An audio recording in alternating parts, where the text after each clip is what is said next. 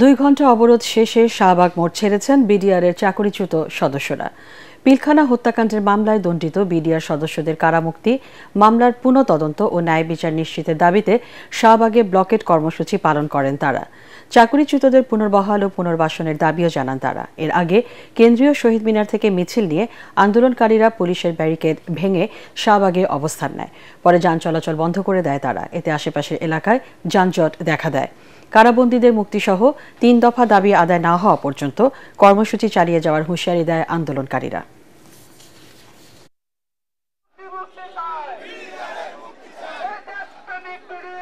আমার আর্থিক সব শেষ। আমি ছেলে মেয়ে নিয়ে খুব কষ্টে আছি। বিচার বিভাগীয় যে প্রহসন সেটিও আমরা দেখতে পাচ্ছি। সেই কারণে বিক্ষুব্ধ ছাত্র নাগরিক এবং বিডিআর ক্ষতিগ্রস্ত যারা নিরপরাধ তাদের পরিবারের সদস্যরা আমরা এই শাহবাগ ব্লকেট করেছি।